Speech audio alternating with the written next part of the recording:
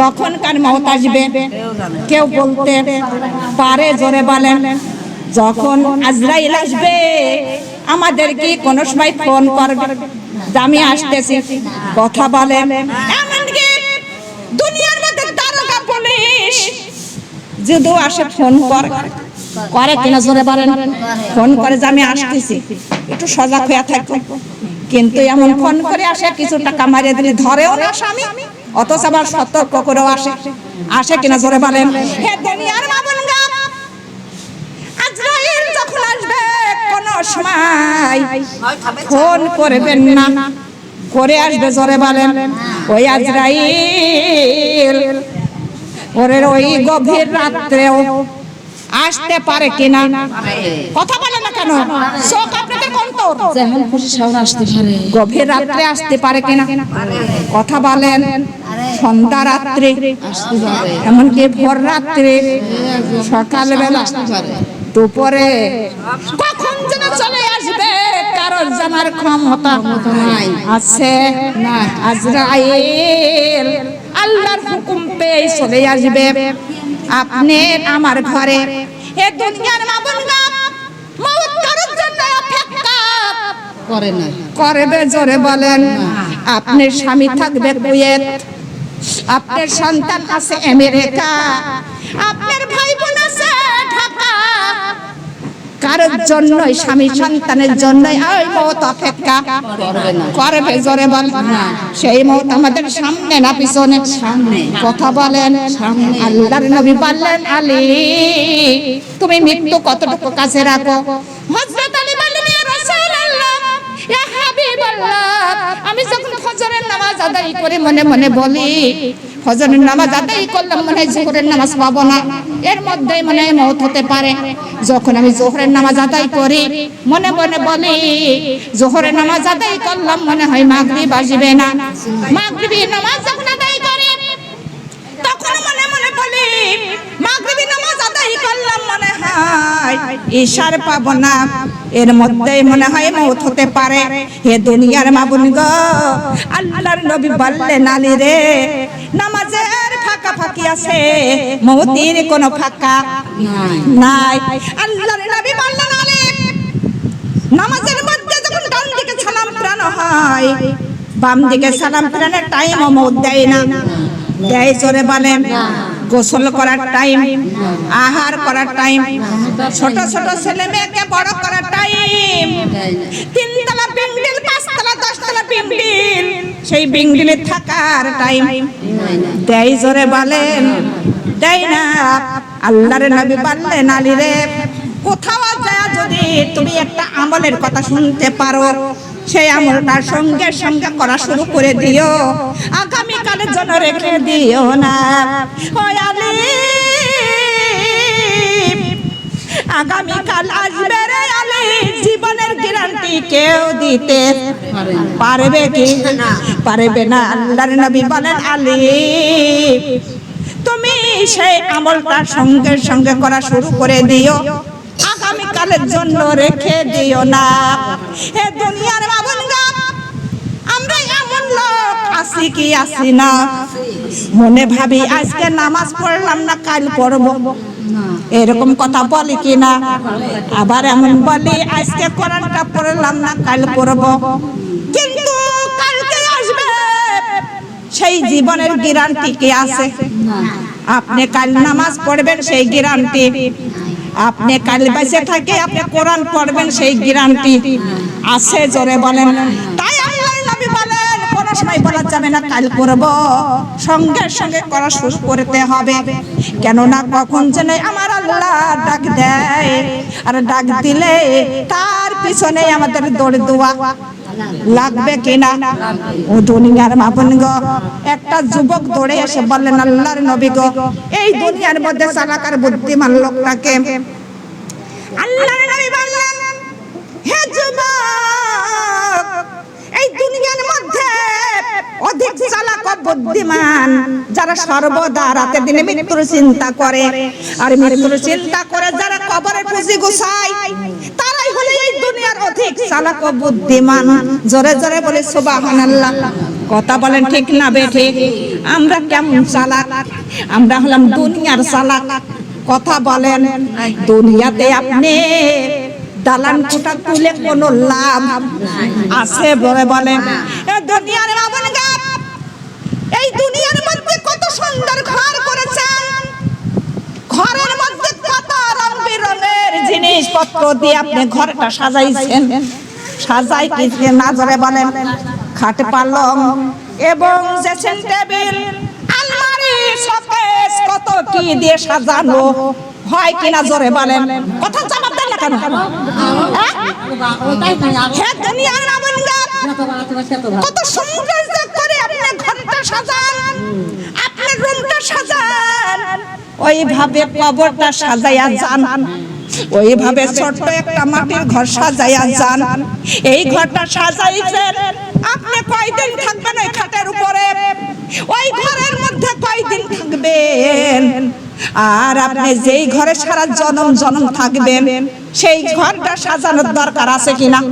কথা বলেন। সেই ঘরটা প্রথম নাম্বার সাজাবো আমরা নবীর পাঁচ কালিমা দিয়া, দ্বিতীয় সাজান সাজাইব রে পাঁচ ওয়াক্ত নামাজ দিয়া। ওই ঘরটাই আমরা তৃতীয় নাম্বার সাজাবো এক মাস রোজা দিয়া। আমরা চতুর্থ নাম্বারে ঘরটা সাজাইব আল্লাহর কোরআন ও হাদিস দিয়া। জোরে বলে সুবহানাল্লাহ। ঘরটা সাজানোর দরকার আছে কিনা জোরে বলে? দুনিয়ার বাবন গো, এই ঘরটা যতই আপনি সাজান, কয়দিন থাকবেন? আর ওই ঘরে আপনি জনম জনম ধরে থাকবেন। ওই ঘরে থেকে আর জীবনও ফিরে আসতে পারবেন? জোরে বলেন, পারবেন না। তাই ওই ঘরটা সাজানো আমাদের বেশি গুরুত্ব। কথা বলেন ঠিক না বেঠিক? বেশি গুরুত্ব দেবেন মাটির ঘরটা সাজানোর জন্য। কেননা ওই ঘরে আজ বাদে কালকে চলে যেতে হবে। ওই ঘরটা না সাজাইয়া ওই ঘরের মধ্যে ঢোকা যাবে? জোরে বলেন।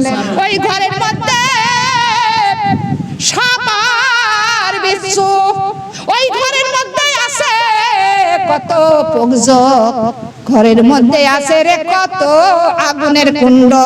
ওগুলো সাফ করে যাওয়ার দরকার আছে কিনা জোরে বলেন? ওইগুলা সাফ করতে হবে কি দিয়া? ওই ঘরটা ওইগুলো মুক্ত করতে হবে একমাত্র আমাদের আল্লাহর ইবাদত এবং আমল, নেক আমল দিয়া। জোরে জোরে বলে সুবহানাল্লাহ। লা ইলাহা লা কালিমা লা ইলাহা আল্লাহ লা ইলাহা সুবহানাল্লাহ আলহামদুলিল্লাহ লা ইলাহা আল্লাহ কালিমা লা ইলাহা সুবহানাল্লাহ সুবহানাল্লাহ সুবহানাল্লাহর নূর নূরে আল্লাহ নূরে মাওলা নূরে আল্লাহ নূরে মাওলা নূরে ইলাহি। আমার মাতারে গুনাহ মাফ করে দিয়ে করিও জান্নাতি। আমার মাতারে গুনাহ মাফ করে দিয়ে করিও জান্নাতি। সুবহানাল্লাহ সুবহানাল্লাহ সুবহানাল্লাহর নূর নূরে আল্লাহ নূরে মাওলা নূরে আল্লাহ নূরে মাওলা নূরে ইলাহি। আমার চোখের গুনাহ মাফ করে দিয়ে করিও জান্নাতি। আমার চোখের গুনাহ মাফ করে দিয়ে করিও জান্নাতি। সুবহানাল্লাহ লা সুবহানাল্লাহর নূর নূরে আল্লাহ নূরে মাওলা নূরে আল্লাহ নূরে মাওলা নূরে ইলাহি।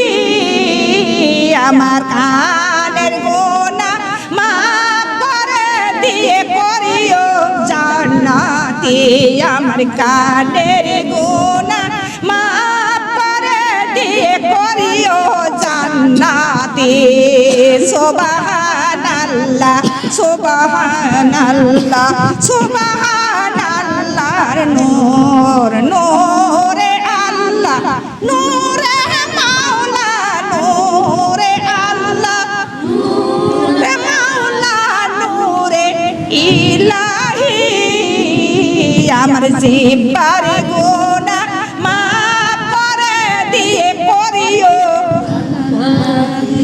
আমার জিব্বার গুনাহ মাফ করে দিয়ে করিও জান্নাতি সুবহানাল্লাহ সুবহানাল্লাহ সুবহানাল্লাহর নূর নূরে আল্লাহ নূরে মাওলা নূরে আল্লাহ নূরে মাওলা নূরে ইলাহি আমার হাতের গুনাহ মাফ করে দিয়ে করিও জান্নাতি আমার হাতের গুনাহ মাফ করে দিয়ে করিও জান্নাতি সুবহানাল্লাহ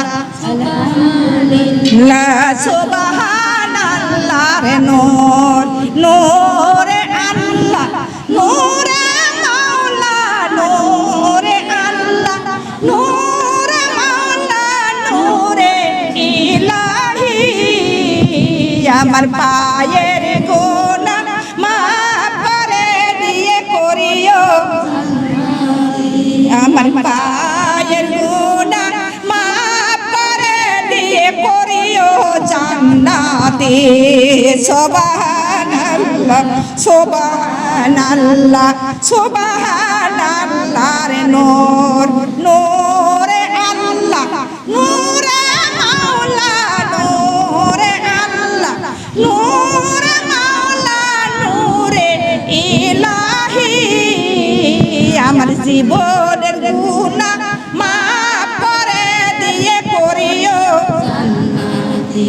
আমার জীবনের গুনাহ মাফ করে দিয়ে করিও জান্নাতি আলহামদুলিল্লাহ গুনাহ করেছি কার কাছে মাফ চাবো কার কাছে আল্লাহর কাছে মাফ চাইবো হে রব্বুল আলামিন হে রহমান আমাদের জীবনের গুনাহ মাফ করে দিয়া তুমি করিও জান্নাতি জোরে বলে সুবহানাল্লাহ আল্লাহর কাছে যদি একবার চাওয়া যায় আল্লাহ একবার কাডাকে 10 বার সারা দেয় জোরে বলে সুবহানাল্লাহ সেই আল্লাহ ছাড়া আমাদের কোনো উপায় আল্লাহ ছাড়া কোনো ভরসা নাই আল্লাহ ছাড়া একবার হাঁটার ক্ষমতা কথা বলার ক্ষমতা আপনার নাই কোনো ক্ষমতা নাই আল্লাহ ছাড়া কোনো শক্তির ক্ষমতা নাই সেই শক্তি নিয়ে এত বড়াই কথা বলেন না কেন এই ধন সম্পদ কার আল্লাহর ধন সম্পদ নিয়ে এত বড় অহংকার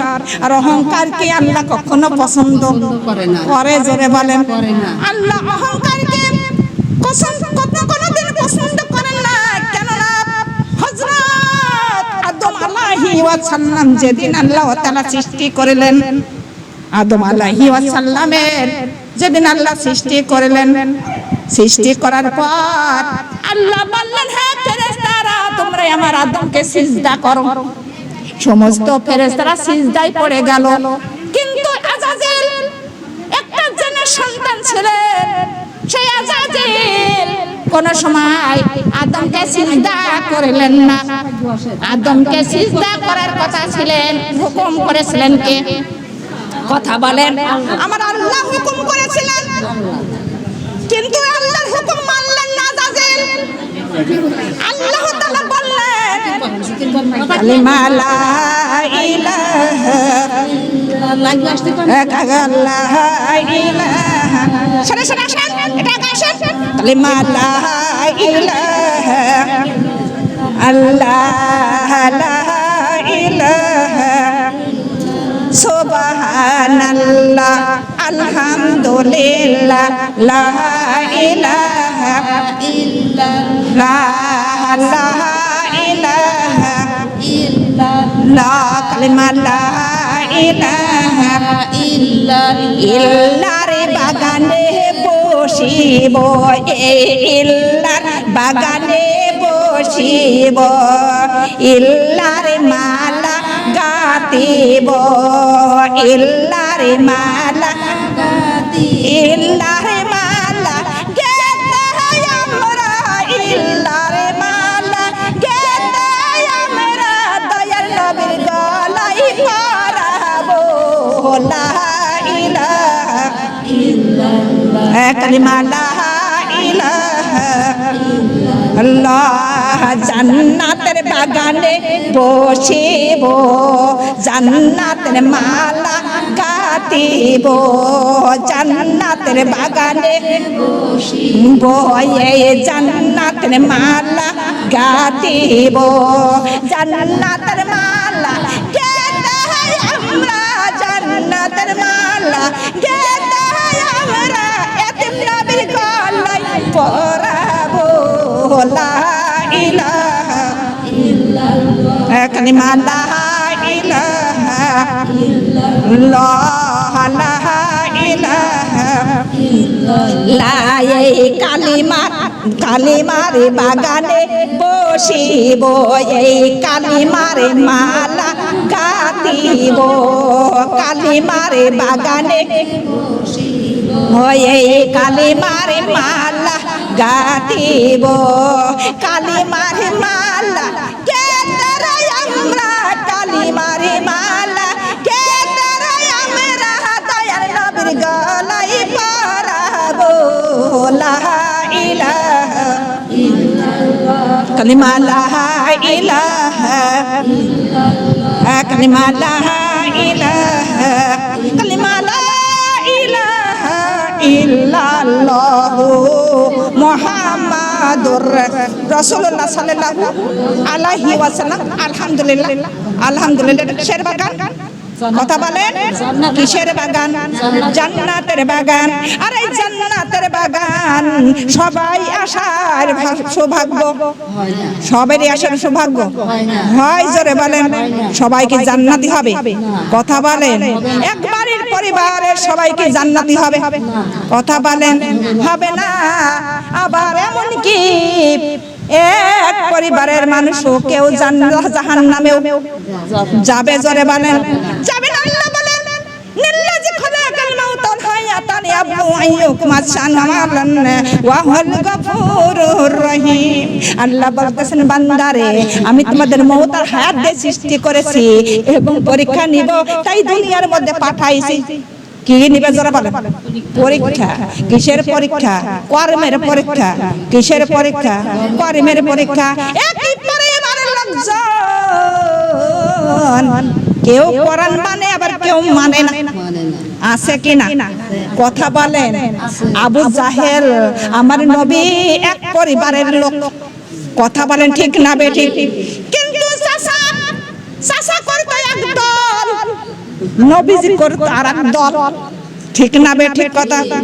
এমনকি আমাদের পরিবারে সন্তান করে এক দল বাপ করে এক দল কথা বলেন এবার সন্তান করে এক দল আবার কিন্তু আর এক ভাই করে আর এক দল আছে কিনা জোরে বলেন হে দুনিয়ার মানুষগণ আমরা মুসলমান সবাই ভাই ভাই আমরা মুসলমান সবাই বোন বোন কিন্তু আমরা সবাই দিনের বোন আমরা চলবো ইসলামের পথে কোন পথে জোরে বলেন যেটা যে পথ সঠিক পথ সেই পথে আমরা চলবো কথা বলেন ঠিক না বেঠিক কথা দুনিয়াটা 2 দিনকার জন্য কিন্তু আমরা একটা দিন আমাদের যাইতেছে একটা দিন হায়াত কমতেছে কথা বলেন একদিনকার হায়াত কমতেছে না বাড়তেছে আর মওত আমাদের আরেকদিনকার আমাদের কাছে আগাইতেছে কথা বলেন হায়াতটা কমতেছে আর মওতটা আমাদের কাছে আগাইতেছে জোরে জোরে বলি সুবহানাল্লাহ দুনিয়ার মাবুন গো আদম আলাইহি ওয়াসাল্লামের কথা বলতেছিলাম যখন আদম আলাইহিস সালামকে যখন সৃষ্টি করা হইল আল্লাহ তাআলা যখন সৃষ্টি করিলেন তখন আল্লাহর আদেশ হে ফেরেশতারা আমার আদমকে সিজদা করো